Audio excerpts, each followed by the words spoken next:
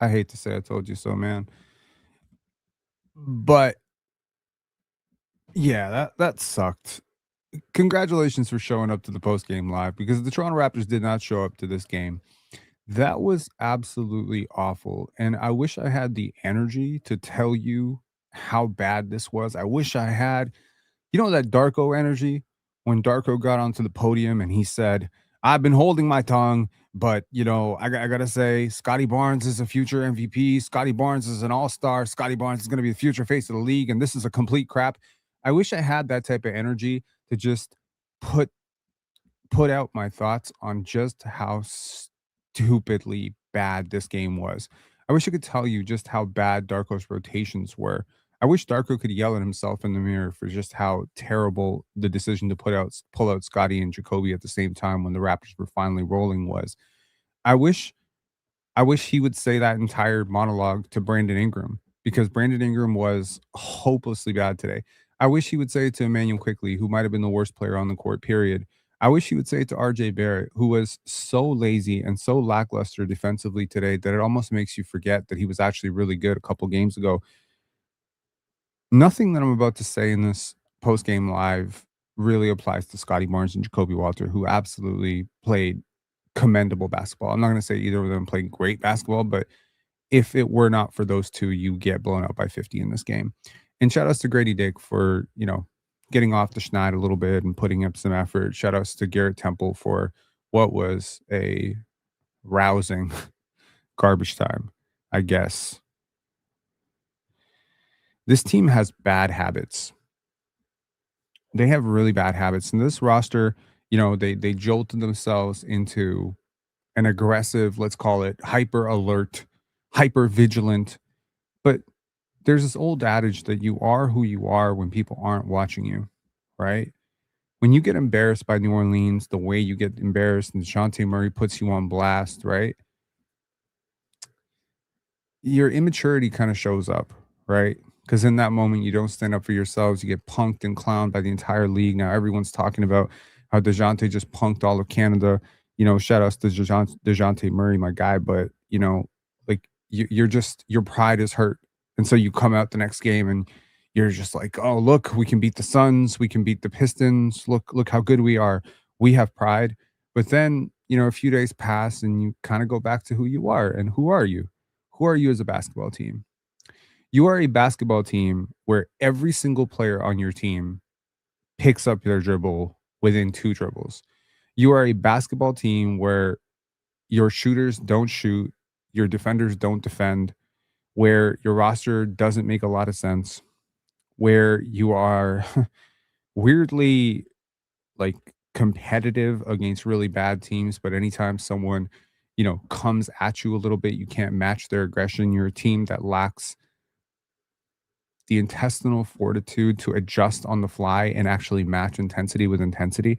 Like the Raptors get punched in the face so often and they don't bounce back too well from those situations. And I was really looking forward to a third quarter where the Raptors just came out and played with some pride because they ended up 18-point deficit at halftime. And I'm like, man, they're going to cut it to a 10-point game and then lose this game with a little bit of dignity down in the fourth. Nope. Nope. Your 18-point lead balloons to 30. You get smacked.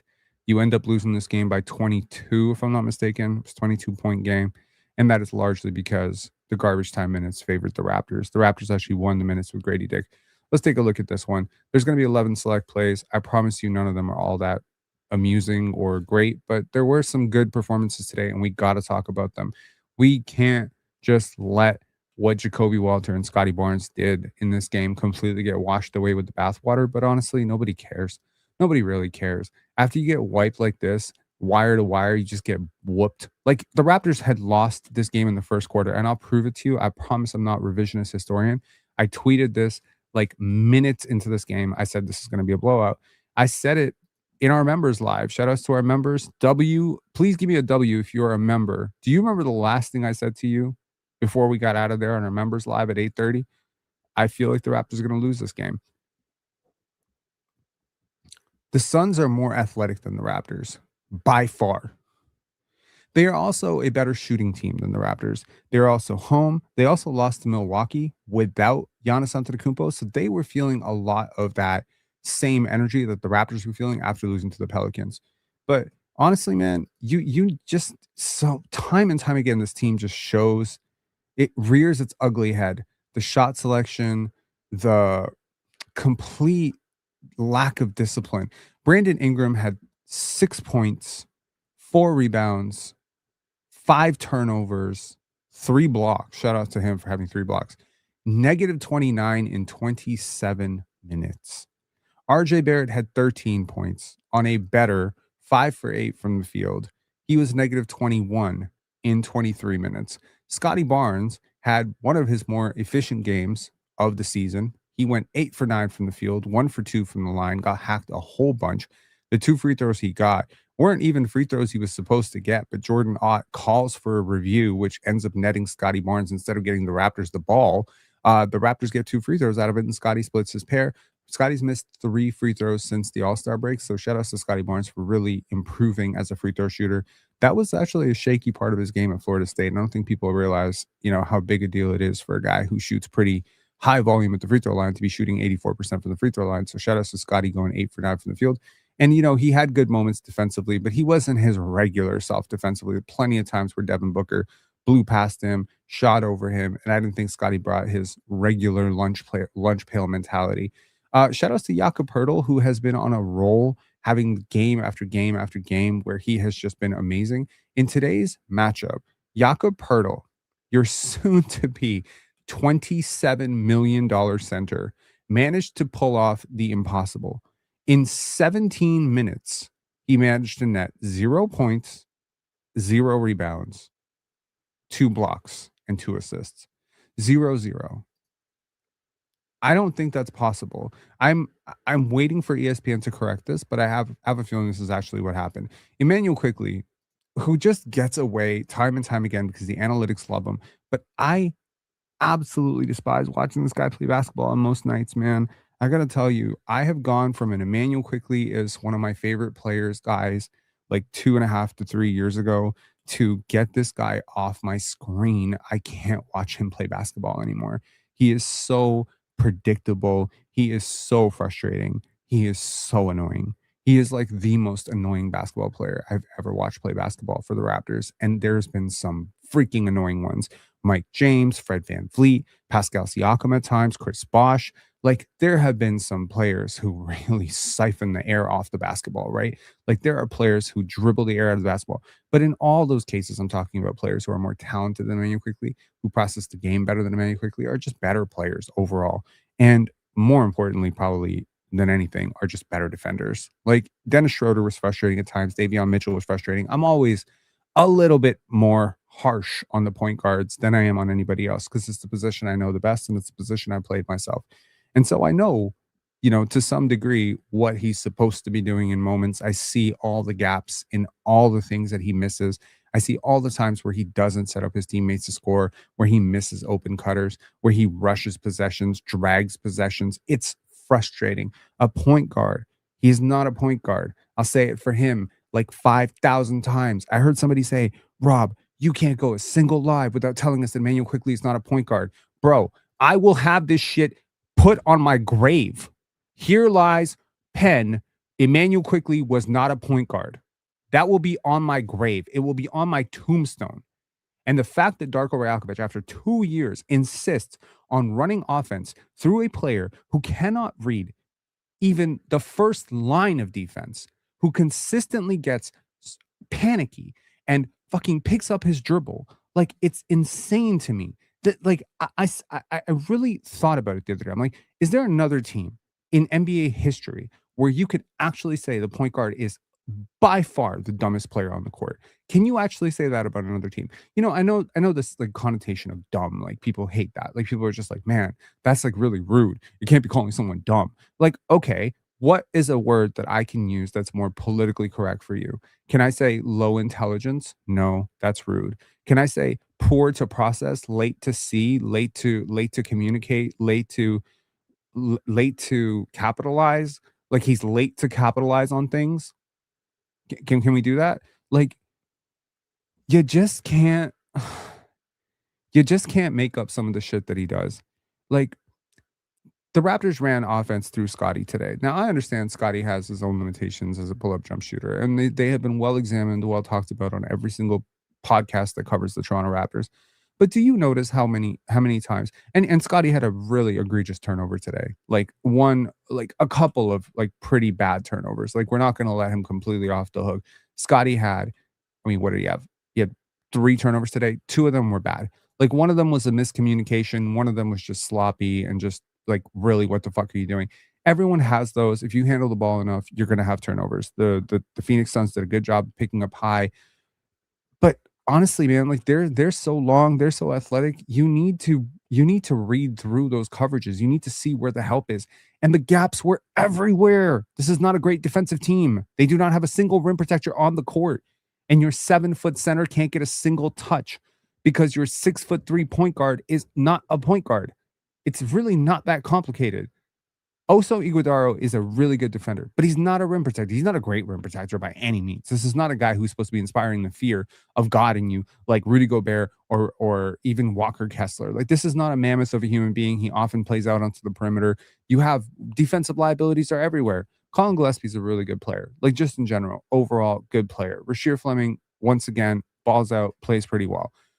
I think Ryan Dunn is a very underrated basketball player. He didn't play the last time the Raptors played this team. Tonight, he goes off.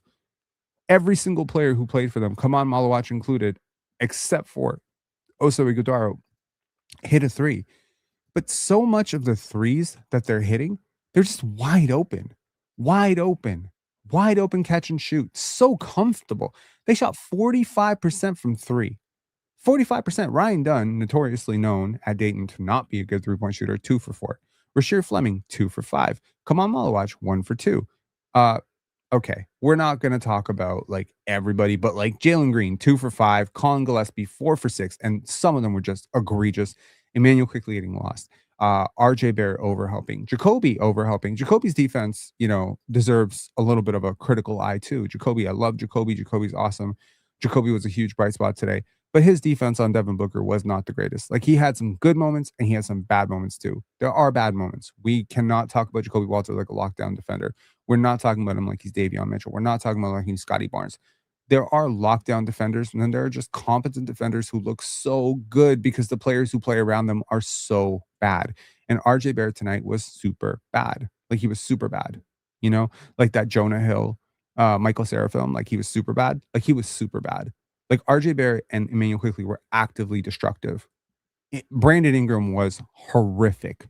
Like when four of your starters register a complete goose egg, right? Like in terms of impact, at least RJ and Emmanuel Quickley managed to get themselves on the board a little bit. Brandon Ingram was completely helpless today. He was over forcing things. He forced terrible shots at the rim. He couldn't buy a bucket. He finally got one to go in the third quarter, but like it was just they were ganging up on him. He wasn't seeing the advantages. And the most disappointing thing about this game is not just that the Raptors got outshot. The Raptors managed to shoot 50% from the field, which isn't supposed to happen in games that you get blown out in. So it wasn't really that. It was the fact that they gave up 18 3-pointers. 18. The Raptors got to the line more. Like, it's not like the Raptors missed everything. Like, it's not like, if you look at the team stats, it's not like you weren't even close. But 20 turnovers for the Raptors, uncharacteristic. 28 assists on 37 field goals made, little uncharacteristic. 68% from the free throw line, unforgivable. You get out rebounded by 13 by a team that is actually smaller than you across the board. You didn't get out rebounded because they're just bigger than you. Yeah, they're more athletic than you by far. Jalen Green, mega athlete. Rasheer, mega athlete. Ryan Dunn, really good athlete. They've got functional athletes. They've got wings with length. They've built this team the right way. Like, I need to give them a shout out. Like, they have done a great job of rebuilding on the fly. When that Kevin Durant experiment did not work out, they did not hang their heads. They did not, they pivoted, and I think they did a great job. And Dylan Brooks and Mark Williams would have been a huge help tonight. Huge.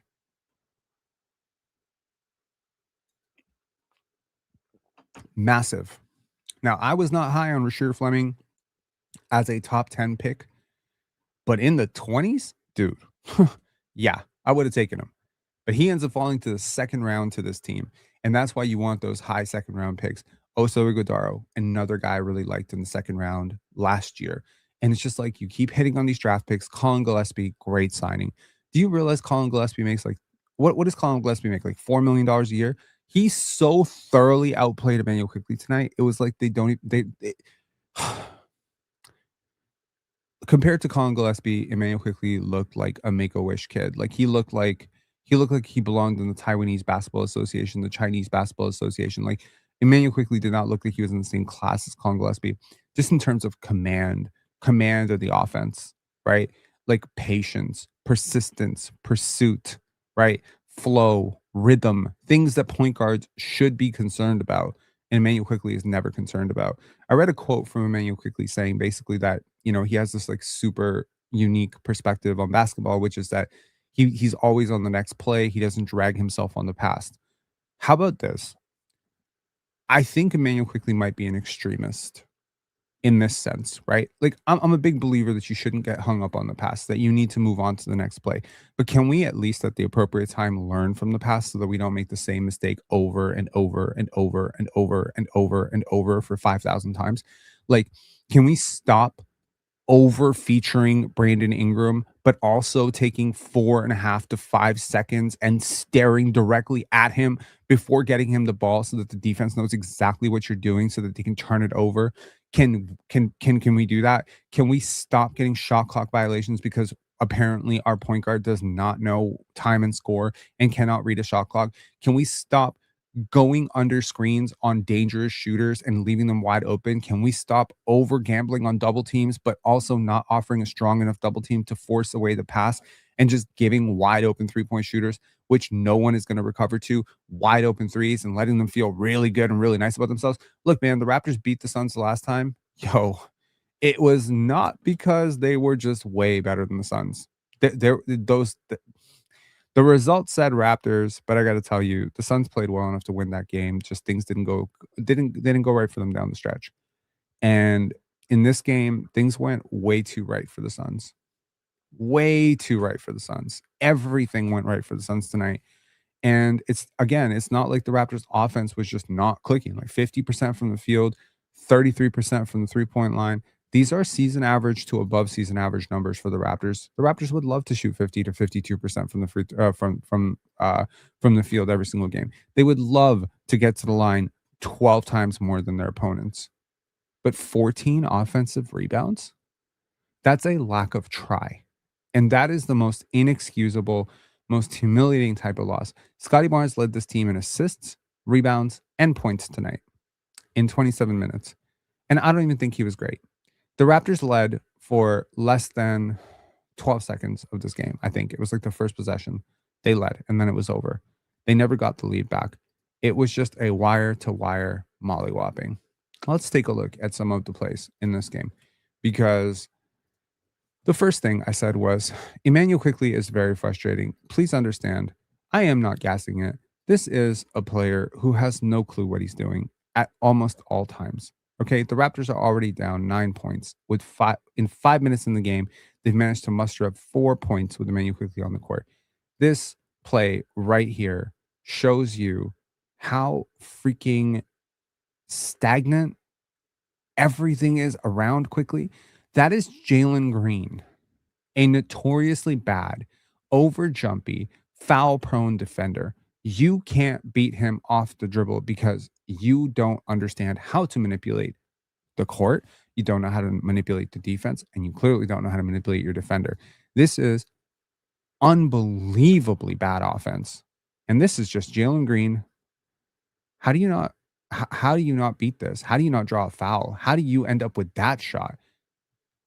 Again, go find a single play of Jalen Green locking up a starting level point guard like that, because he did it multiple times tonight. It is frustrating. It's very frustrating to watch this crap. Okay, what about this? Once again, another quickly initiated possession. Let's see what happens here. Dribble handoff to Brandon Ingram. Ingram throws the ball to RJ. RJ does not wait for the screen, so Gillespie shoves him off. Now, right here,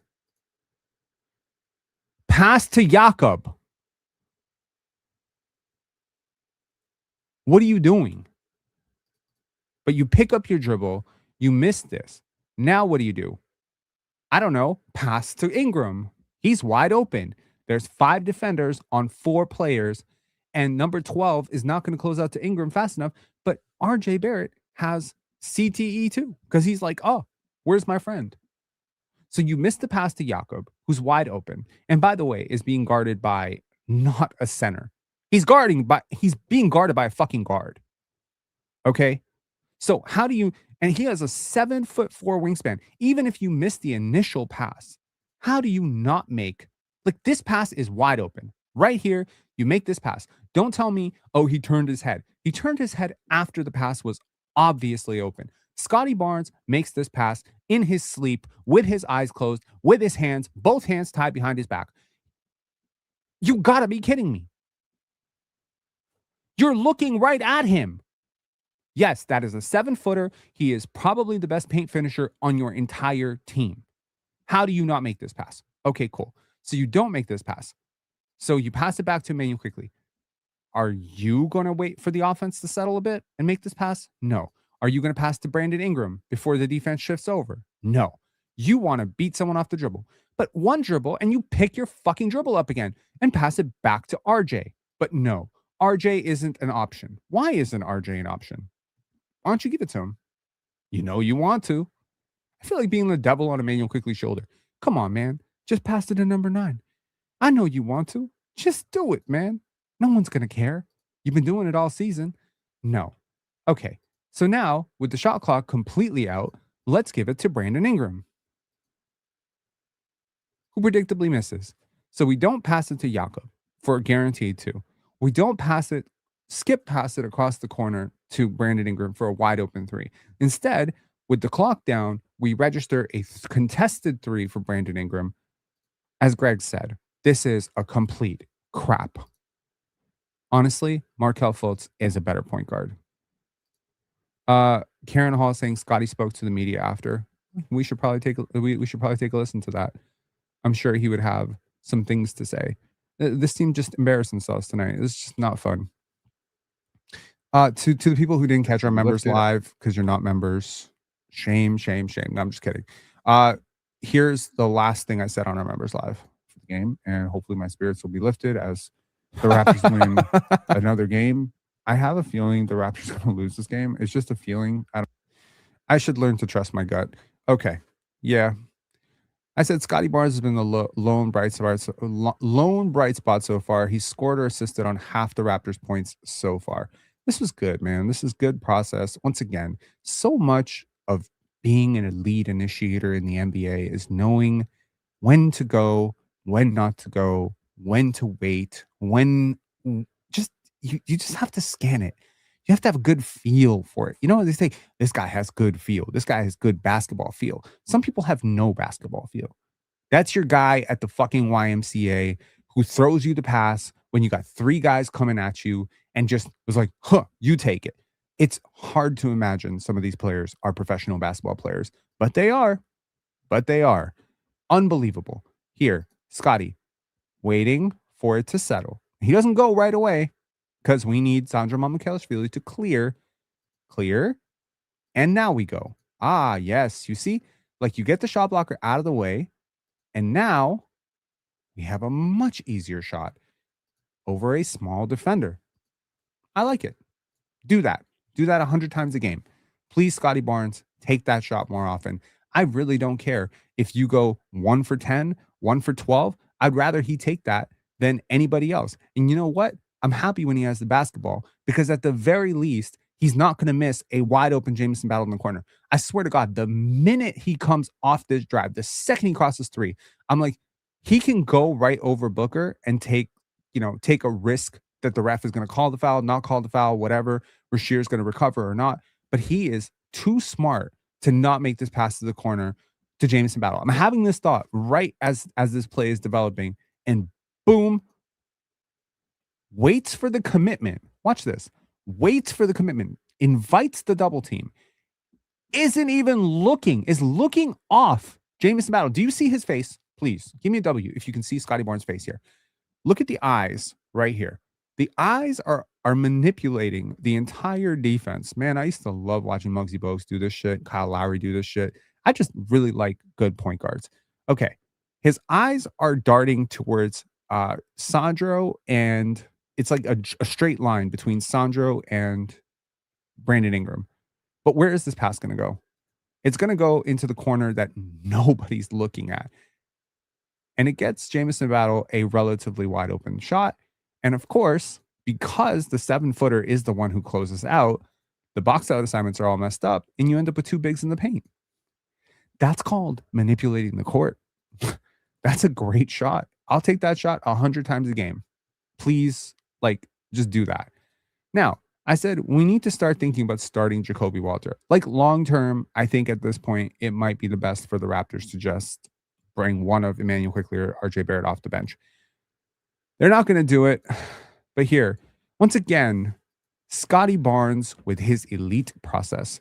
I can tell you that with a great degree of certainty, if Emanuel Quickley or RJ Barrett get this ball right now, Jacoby Walter is going to get missed 100% of the time.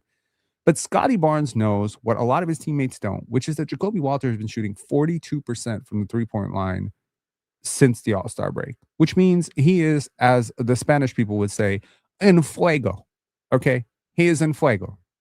And you don't miss someone who is en fuego on a team that is El Frizo, which is whatever the fuck the Raptors are right now. The Raptors can't buy a three. So missing Battle and Walter in wide open corners, you might as well just turn the ball over and go the other way.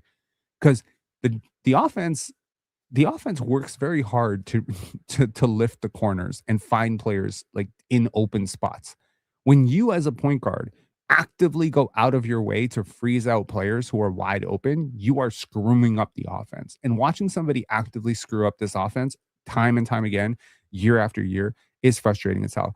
I did not need anybody to tell me that Scottie Barnes was going to find Jacoby Walter here. Now, what's funny is RJ Barrett thinks, I'm going to get the ball. Nobody, you're not going to get the ball because that would be a turnover. Scottie passes over RJ to a wide open Jacoby Walter. So if you're counting, that's 2 possessions out of the last 4 possessions where Scottie has found Jacoby Walter wide open for 3, Jamison Battle wide open for 3. Dear Toronto Raptors front office, please get my star player some fucking guys who can shoot threes. Stop harping on, Scottie doesn't shoot threes. Get him some players who can shoot threes. Get him some players around him who can be automatic 40, 42, 43% snipers. They're not impossible to find. You guys don't play defense anyway. It's like RJ's not a good defender. Grady's not a good defender. Mamu's not a great defender. Battle's a terrible defender. We got a lot of bad defenders on this team. So don't give me that bullshit about we need two-way players. You don't have two-way players. You have one guy who's papering over a lot of defense. You have another guy who's great defensively, but does not play because he's been injured for the last 12 games. And your defense has somehow managed to maintain because you have this one guy who's pretty much the defensive player of the year this year. And if he could just get some help with guys who could just make layups and make threes, we'd be in a better place right now. Get Malik Monk. He's a 40% three-point shooter. He was available. Why not get him? Go get Keon Ellis. He was available. Same team, by the way. He's a near 40% three-point shooter too. That's funny. I don't trust that. He's wide open on a lot of shots, man. I mean, I'm actually thinking at this point, can we go get Norman Powell? Can we go get Norman Powell? Also, this is my play of the game. This is my favorite play of the game. This is when the Raptors were climbing back. Okay, the Raptors went on a 12-3 run and they closed the distance. They were down 15, 16 points, and then they started to slowly, aggressively trap, play full court, and a lot of energy was expended, and they started to make some shots. Because when you play the right way, the basketball gods will reward you. Start playing hard, and look at this. First of all, this sort of full court trap, that is your star player, your max player, picking up Jalen Green at 94 feet below the restricted area. Here, driving him towards the baseline, cuts him off. Jalen Green, not always the strongest ball handler. That super predictable high dribble. And here, nearly like a child playing in his first rec league game, nearly turns it over. The press almost works. Colin Gillespie, much better ball handler, And here, he's going to try to split between Scottie and Jacoby. Big mistake. And he gets the ball a little too far. Jacoby, great hand-eye coordination. And we're going the other way. And Scottie Barnes said, you know what? Fuck it. I'm just going to do it myself. And look at Jalen Green. Look at Jalen Green. That's a man. That's a great. Can we get that in a slow-mo? Can we just get that in a slow-mo? This is amazing. I would like to. I wish there was a high quality version of this right here so I could put it on my wall and frame it. Jalen Green got scared. He got shook, bro. He was like, ugh. What you think was going to happen, yo? Oh, I remember, because Jalen Green got PTSD. I remember that. Jalen Green's like, yo, the last time we were at this end of the court and somebody went up for a dunk, I got humiliated. That clip went viral as hell. I said, Jacoby Walter for MVP. I'm not kidding. Once again, a possession, which starts with Scottie Barnes, ends up in a good place. Now here, see, here's the thing. Scottie always trusts the connective pass. Now, I am for sure, if I'm Scottie Barnes, I'm passing this to Jacoby. So this is a mistake by him. But all's well that ends well. Because here he's going to pass it to RJ Barrett, thinking that RJ is going to get a layup out of this. RJ decides he's going to pass to Jakob Poeltl. They mishandle it. There's less than. Now, it's kind of crazy. There was 10 seconds left on the clock. Why Jacoby decided, fuck it, I'm just taking it. Anyone's guess. But he makes it, so he's a hero. Pretty cool. Okay? I said taking Scottie and Jacoby out at the same time when you're on a run is mental. And I got 110 likes and 7 retweets. I'm assuming that's going to be a really huge talking point. Because the second the Raptors did that, the Suns went on, I think, a 23-6 run and blew this game wide open. And they couldn't turn it back off. Like, and the players who came in for Scottie and Jacoby, if I'm not mistaken, were Emanuel Quickley and Brandon Ingram. And then eventually, after 2 minutes of watching that lineup play basketball and seeing that it was a disastrous idea, Darko Rajakovic goes back to Jacoby and Scottie, and then they proceed to lose for the rest of the quarter. And that was all she wrote, your friends. That's how bad it is. I said it's getting bad out there. This is the third quarter. We are 2 minutes into the third quarter, and shit's getting bad. Emanuel Quickley, once again. Why am I not surprised? Here. Now. Reject. Go the other way. Get nothing. Rescreen. Nothing. Don't pass. Okay.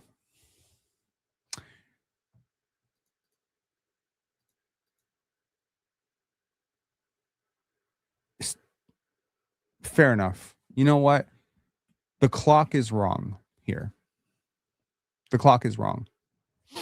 The clock is wrong. So the TV clock says 2 seconds. The in-arena clock is 1 second ahead.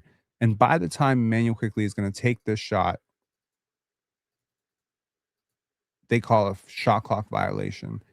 So clearly, the in-arena clock was at least 1.3 to 1.4 seconds ahead. So he didn't have time to make the pass. But nevertheless, a point guard getting a shot clock violation on minimal defensive effort just does not sit well with me. This is the play that had me nearly break my remote. Okay, this sucks. So Scottie, late contest, not the greatest contest in my opinion, on Devin Booker, but forces a front rim miss. RJ Barrett caught sleeping once again. 23, Goodwin gets the ball. RJ Barrett cannot recover to Jalen Green. Jalen Green misses the shot.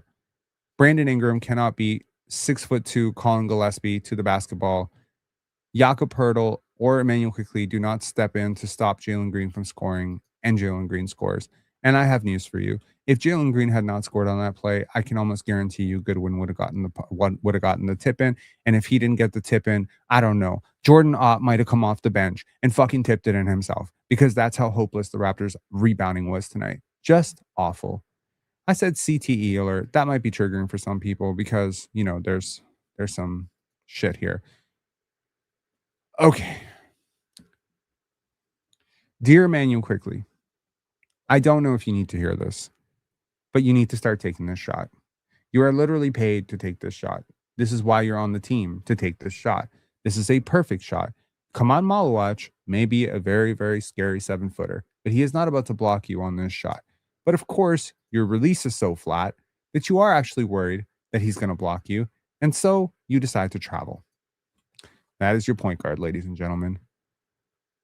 Can't beat Jalen Green off the dribble, can't manipulate one of the most foul prone 7-footers who's basically a G Leaguer right now. Shit. And I said here, this is the best basketball league in the world. This is just me talking shit about the G League lineups that we're running out here. We have a missed layup.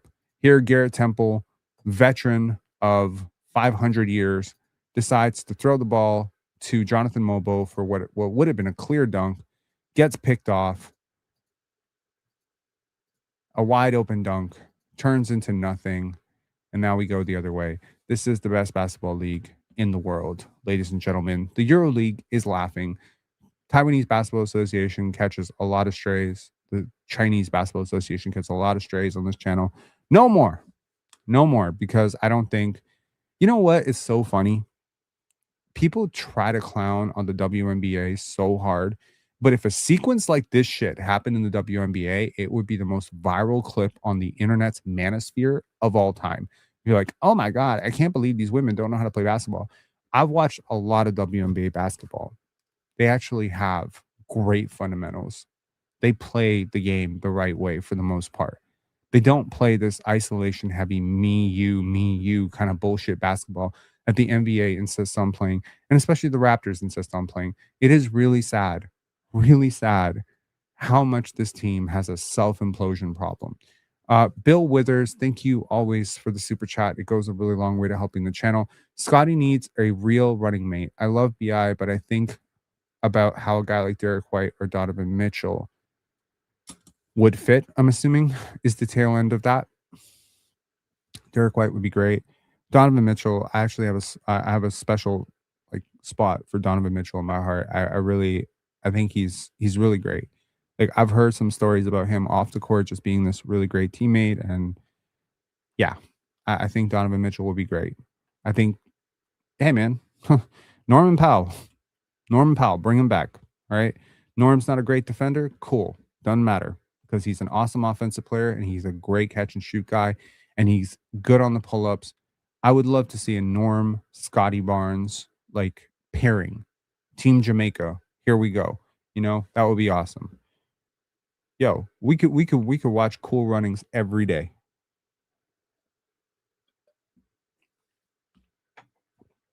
Yo, son, come on, you're dead. Oh man, Cool Runnings is the greatest. One of my happiest childhood memories is watching Cool Runnings, man. It's incredible. Incredible. Oh, I don't want D Mitch at all. It would be the third DPOY he plays with and accomplishes nothing. Yo, can y'all give me your favorite lines from Cool Runnings? Yo, son, come on, you're dead? No, man. That was great. I watched Cool Runnings in the theater. You watched it in the theater?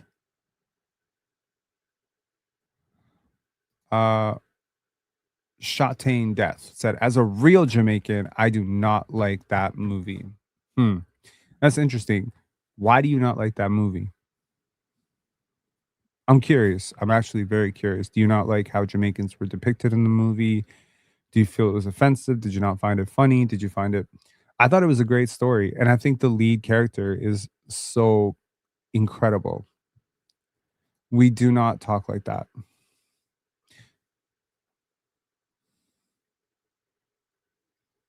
Am I wrong? Am I wrong that two of the actors were actually Jamaican, or were they all American, just putting on Jamaican accents? Who would you rather have around Bi and Scottie? Fleming, Dunn, Iguodaro, and Malawach, or Mobo, Walter, Shed, and CMB? That's a good question. Bit loaded on the last two drafts. Okay. I would rather have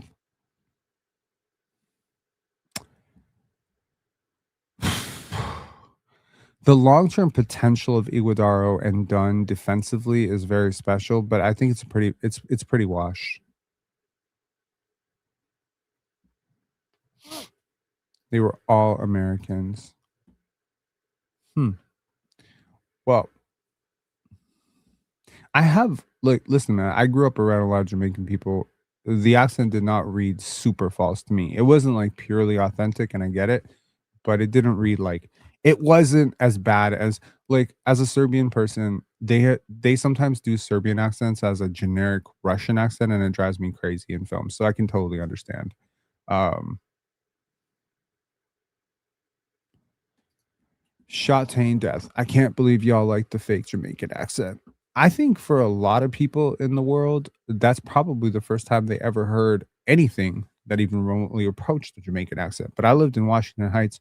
I had Jamaican neighbors, and then I moved to Canada and I lived in Scarborough and knew a lot of Jamaicans. So, I mean, Jamaican accents are not like, at least from my read on it, they're not like one.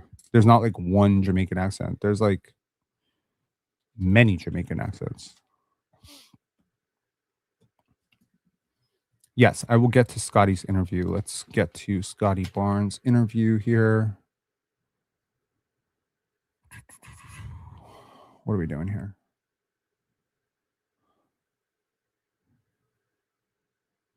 What the fuck?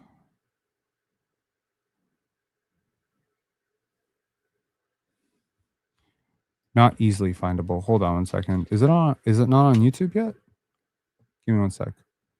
I will find it and I will post it.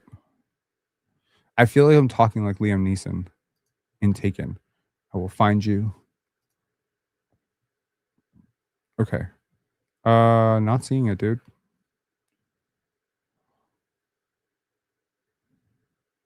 I'm seeing Darko Rajakovic, but not Scottie Barnes. Did Scottie say something that was maybe not so favorable? Because I'm not seeing it. I'm seeing Darko right here. You had about a 2-minute stretch in the second quarter where you looked a little bit like yourselves, but 46 minutes, I mean, what's the explanation for that? So, Explain yourself, Darko. first of all, congratulations to Phoenix Suns. They had much No, we will not congratulate the Phoenix Suns. Fuck the Suns. more urgency tonight from the jump ball.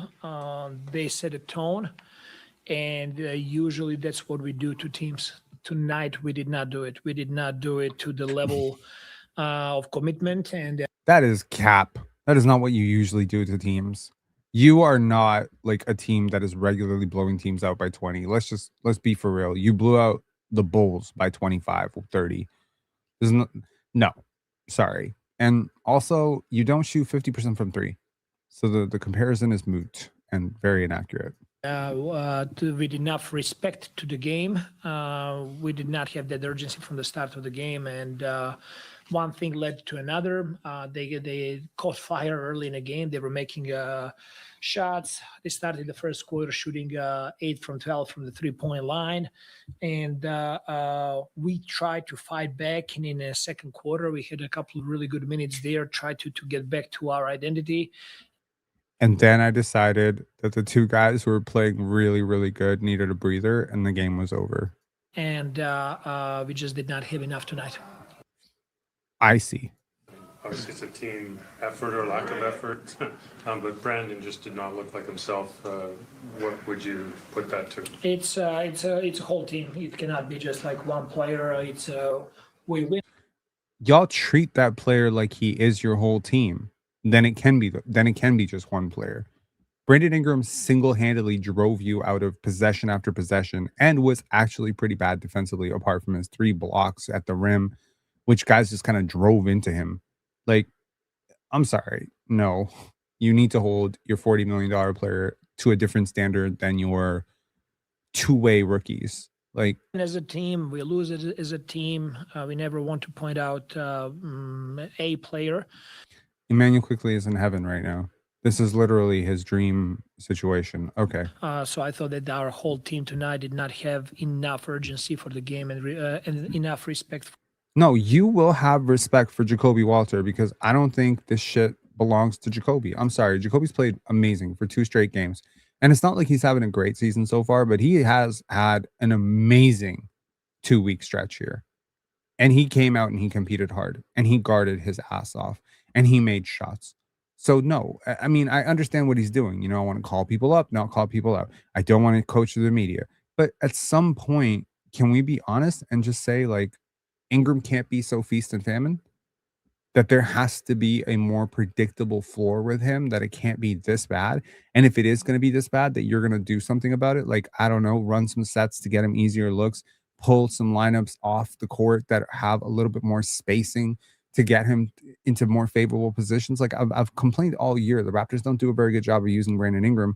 And I'm kind of sick and tired of it because BI is one of my favorite players in the league. And I'm kind of sick and tired of, you know, people bitched for years that Willie Green is like borderline.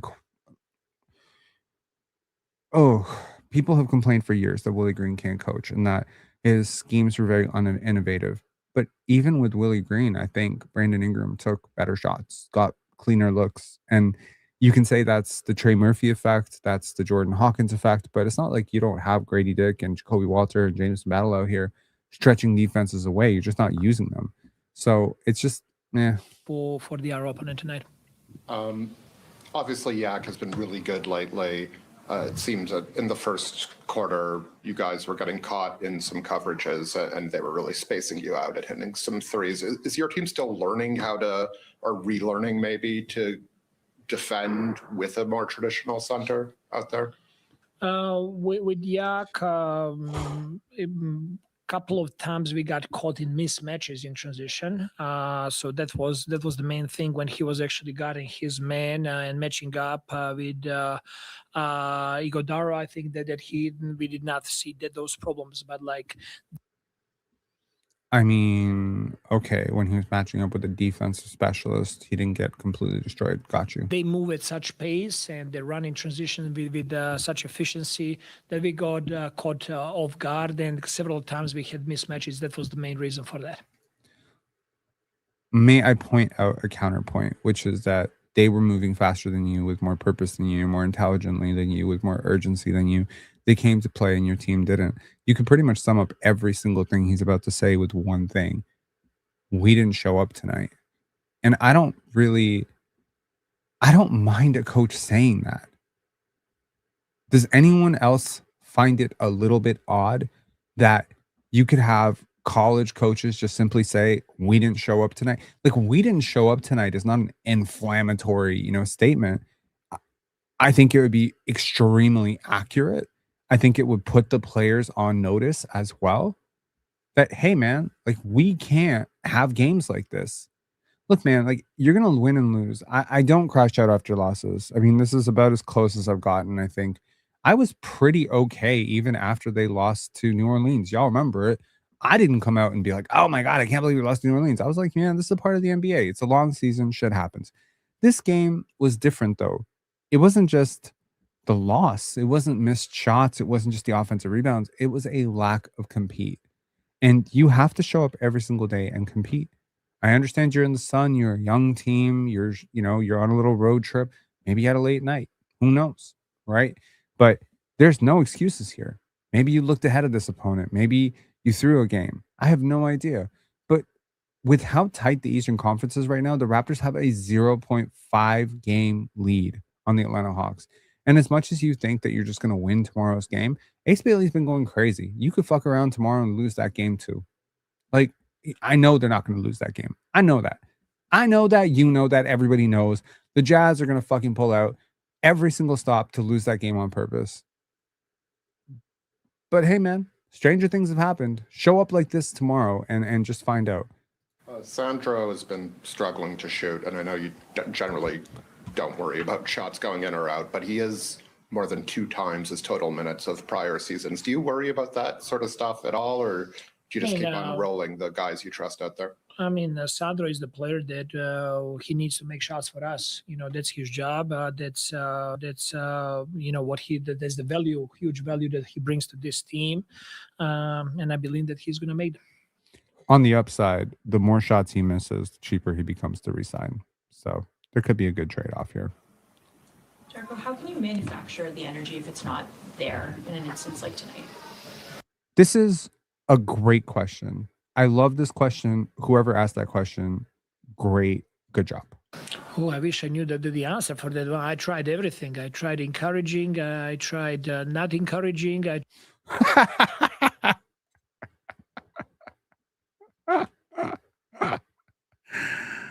What is that halftime huddle like, dude?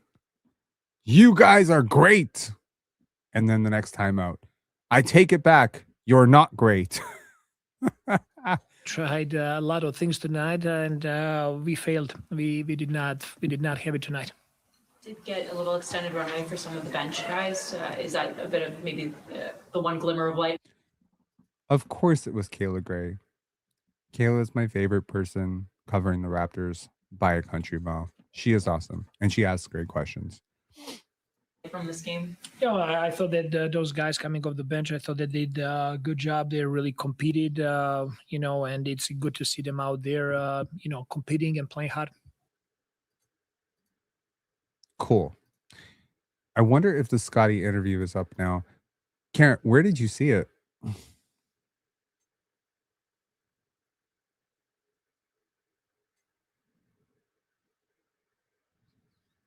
Is it somewhere else that I'm not seeing it?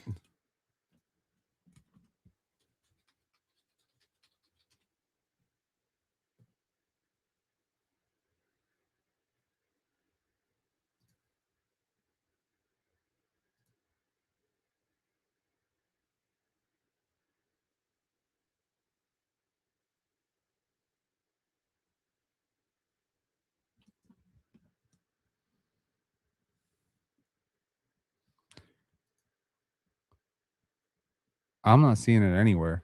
It's for sure not Kayla. Are you sure? It didn't sound like Kayla, huh? Usually I can tell Kayla's voice. Anyways, whoever asked the question, good question. How do you give your team energy when they don't have energy? That is a good question. And think that was Danielle Michaud, not Kayla Gray. Well, great question by Danielle Michaud. And yeah,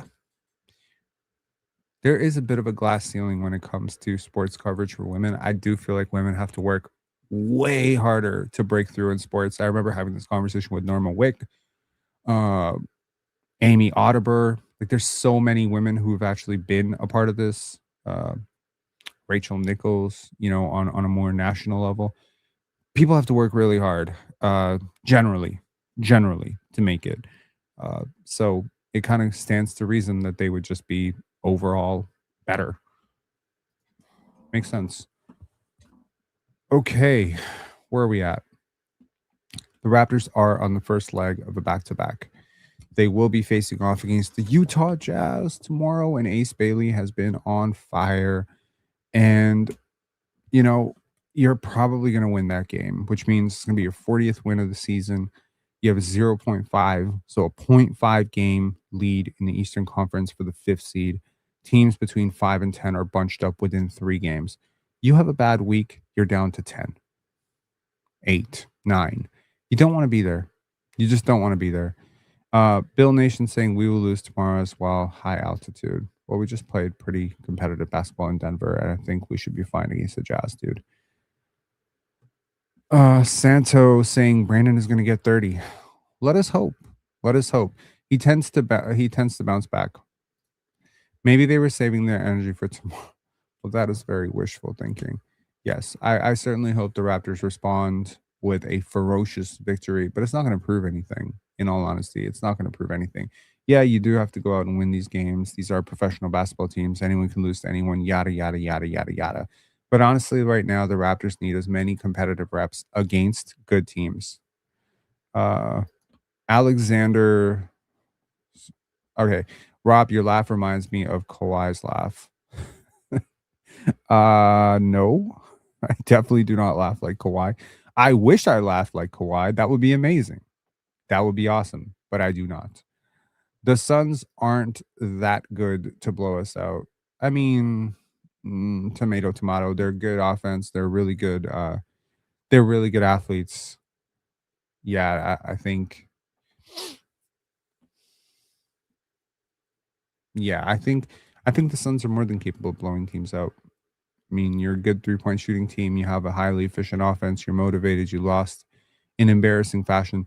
And again, it's just a lack of leadership on this team to not know this. Like, look, I knew the Raptors were going to lose this game walking into it. I had a strong feeling about it. I would have bet money on it. Like, I don't bet, but I would have bet money on this that the Raptors are going to lose this game. The Suns are super motivated. The Raptors were the team that actually started their losing streak. They've got revenge on their mind. They're being called out. They're being called frauds. They lost 5 straight. They lost to the Giannis-less Bucks. Of course, this is a team that's going to be very desperate. Do you know what you need to do to teams that are desperate? You need to demoralize them. You need to punch first. You need to let them know that the hard times are about to continue. But instead, what you allowed them to do is with your stupidly tepid first 3 to 4 minutes, you just let them walk into threes. You let them get comfortable. You let them get uncontested layups at the rim. You allowed them to get wide open. They started feeling good about themselves. And, like belief is a very strong thing in sports and in life. When people start to feel like, when you wake up in the morning, I'll explain it this way. You wake up in the morning, you take your dog for a walk, and you find $20 on the sidewalk, right? It's just there. It's right there. $20. You're like, man, this is going to be a good day. So now everything else in the day just feels like it's going to be a good day. But after a really bad day, you find $20 on the ground, it doesn't have the same effect. It doesn't have the same effect. When things happen early, you need to set the tone early in basketball games. Always set the tone early. This is how physical we're going to be. This is how hard it's going to be for you to get open at the rim. If you come into the paint, we're going to knock you on your ass. Not a dirty way, but a hard foul every single time. It's not going to be easy. Nothing easy, nothing given.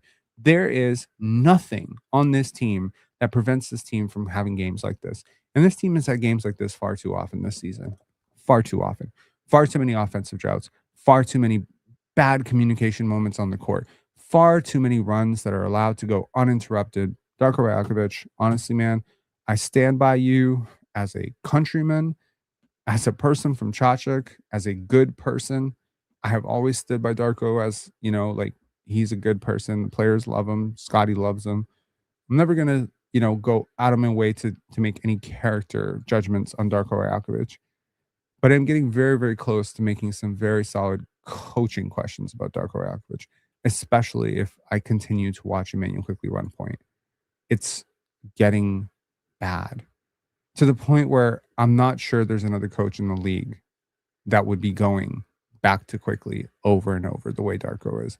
His irrational faith in Emanuel Quickley is going to cost him his job, and he doesn't even know it yet. But I promise you, the window is not long. The runway is not long. For a first-time head coach in the NBA who has never had a winning season, I promise you, especially one of European descent, your runway is not long. You've already been here for 3 years. Your runway is not long. There's already this massive, media reputation that he's just a development coach or whatever. Get bounced in the playoffs. Go out 4-0 and then start next season 4-12. You're immediately fired. I'll guarantee it. If the Raptors get bounced in the playoffs in embarrassing fashion and then they start the season like 4-8, 4-9, you will hear the loudest rumors of a firing ever. He doesn't not going to get some extended runway if the Raptors don't show up. And again, it's like, yeah, Scottie likes you and IQ likes you or whatever. Everyone liked Dwayne Casey too, dude. Still fired him.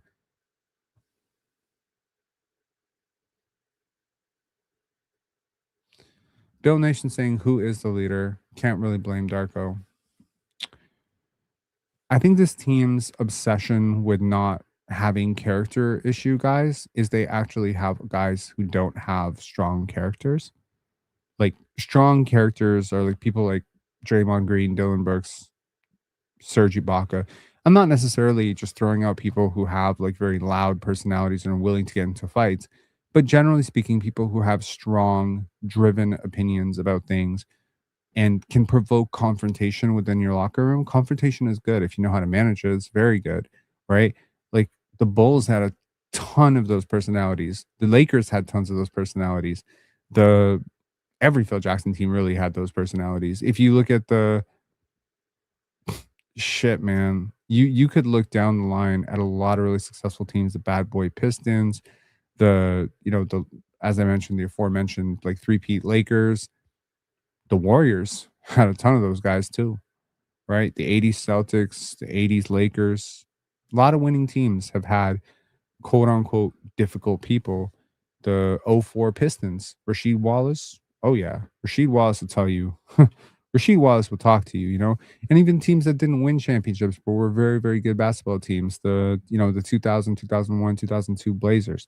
They had a lot of difficult personalities.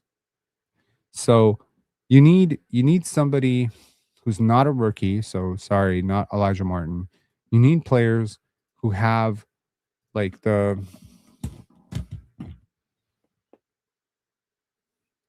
how shall I define it? We are better than this. This is not us. Take my lead. I'm going to go out there. I'm going to do this. We don't have that self starter, right? Like, Scottie can try all he wants. You can't play defense 1-on-5. He's tried, he's done it before. No. So it's just at a point right now where games like this kind of deflate momentum. Games like tomorrow won't rebuild it. You're going to have to go out and beat some really, really good teams over the next couple of weeks to kind of prove to yourself that you can hang with these teams. And I think as much as I believe that early starts are good for teams and watching the ball go in a couple of times is usually good for establishing rhythm, I also believe that as you walk into the playoffs, you want to feel good about who you are as a basketball team. You want to feel really good about it. You want to feel good that you're rolling, that you beat some good teams, that you're playing good basketball, that you have a chance. You don't want to walk in. And again, I've said this time and time again. There's no value in being the fifth seed and then getting smoked 4-0. There's nothing to that. Jack saying no one is listening to bench dudes. That is Jack, I mean no disrespect by this. Have you played basketball on any level? Have you played basketball, SBA, OBA, OFSA? Like, have you played high school basketball? Have you played any sports competitively or otherwise? Did you ever have a teammate or an assistant coach that was the guy? That was the backbone guy. That was the guy that nobody crossed. That was the guy that everyone was afraid of. That was the guy who had the strongest presence in practice. Did you have that guy? Any guy like that on your team?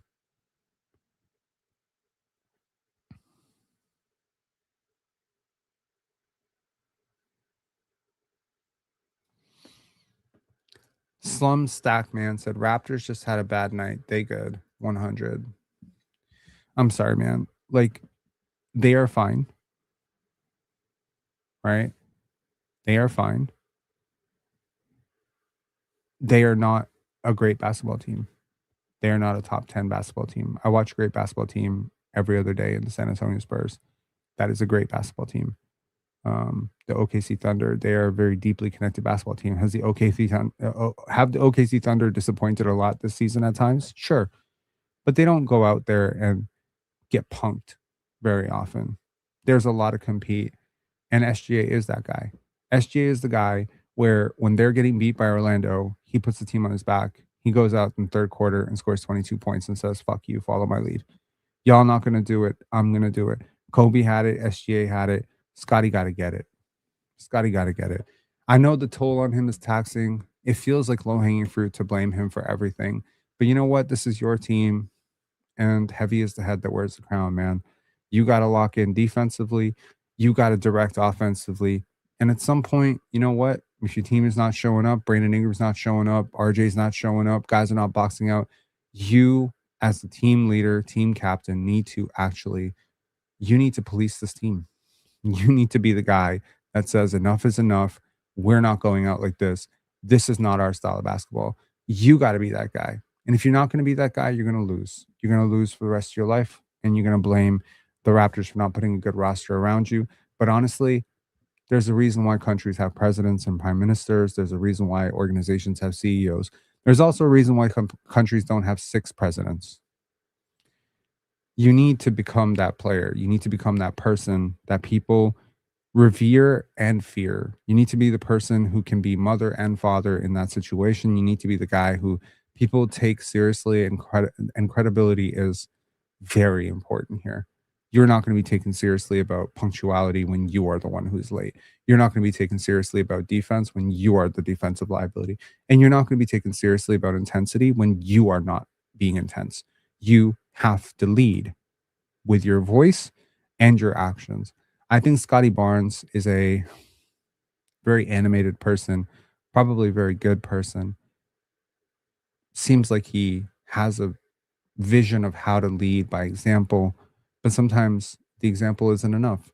You can keep making the right pass, but if your teammates are making the wrong pass, at some point you must say something. There has to be some fight. And it's weird because early in his career, he had that. He did have that. He did have that. When Fred would miss him, he would complain about it. He would go up to Fred and be like, I was wide open. But now they miss him for a wide open and he just runs the other way. Nope. Every great player has to come to the realization that sometimes it's just on you. Giannis still hasn't figured that out. It's on you, dude. It's on you. When you got 1 foot in, 1 foot out the door, your teammates feel that. Kevin Durant probably hasn't figured that out either. Kobe did, though. SGA has. Jokic has. Michael Jordan has. Most people who've won championships consistently, LeBron James, etc., they've all figured it out. They figured it out that if I want my team to win, I got to win. They'll follow. I'll talk to y'all later, man. Peace. Make sure to like the video. Hype it. I don't know if y'all hype videos, but hey, man, try hyping this one. Give the Raptors some good luck going into Utah tomorrow. Have a great night. Peace. Oh, Scottie interview is out. Wait a second. We here. I kind of want to hear what Scottie had to say. Give me 1 sec here.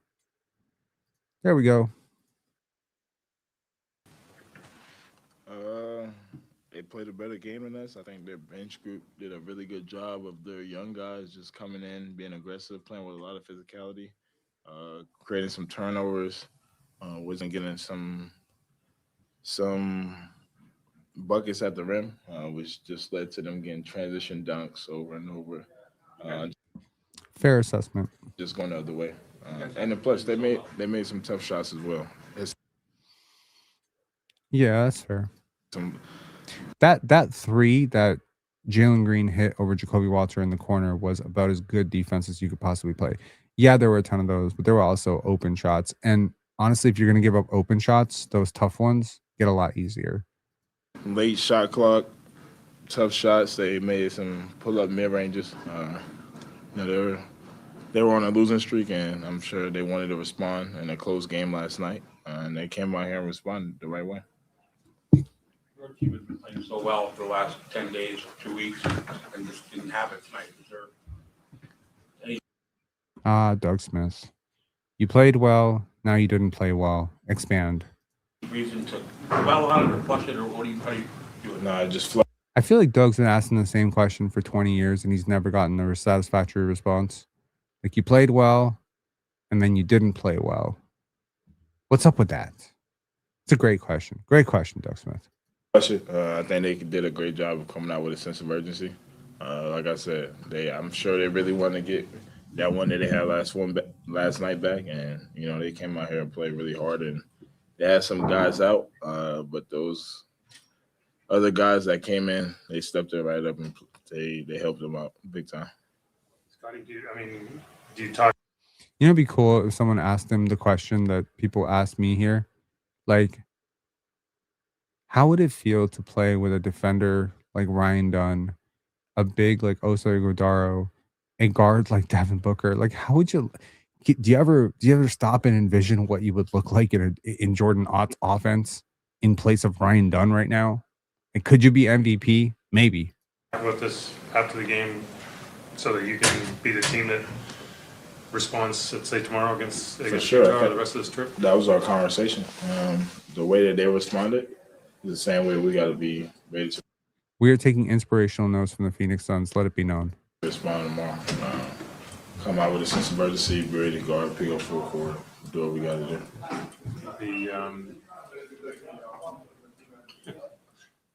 Jamal has struggled a little bit, offensively at least. He kind of had a little bit of a rough one tonight.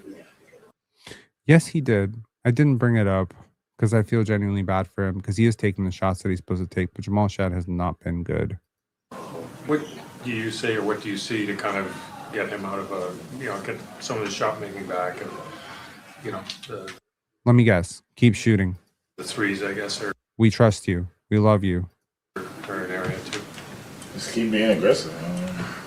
I mean, pretty much. Our team, we believe in him. He gets downhill and creates so much for us. And we know he's going to be able to do that every single night. He's going to come and play defense. I think that's what our focus is on. Shots go in, shots don't go in, then all right, just go back on the other end and get it back. I think that's his mentality. That's our mentality as well. He'll find it. Got trust in him. In that same vein, Scottie, I saw you having a conversation with Sandro when he came off the court late. I noticed that too. And this is going to be another great question by Danielle Michaud. That's awesome. That's great. That's 2 questions. And I love both of them because they are innovative, original, and on point. And they actually ask questions that pertain to something important. Scottie was in a deep conversation with Sandro Mamukelashvili when he came off the court in the 4th quarter. And Sandro did not seem like overly receptive to it to some extent, but also like Scottie was very passionately talking to him. And that's very interesting that she picked up on that. Shout outs to her, man. A bit frustrated. What were you sharing with him in that moment? I'm going to guess he's going to say, I don't remember. Just keep his head up. Know how important he is for our team, and just gotta find him some rhythm. We know how important he is for our team with shooting the ball, stretching defense out, being able to roll, transition his game. He's really great for us, and he's a really good player. So just keep reminding him that. Interesting. That makes sense. Mamu has struggled a little bit. I'm not too worried about him. He is a good basketball player. He makes good decisions in general. So yeah, it's just a shot. Like it seems like everyone has just kind of gone cold at the same time from 3. Maybe the law of averages will balance out. Maybe the Raptors will start like hitting 45% of their threes in the playoffs. That would be great. All right. Talk to y'all later. Peace.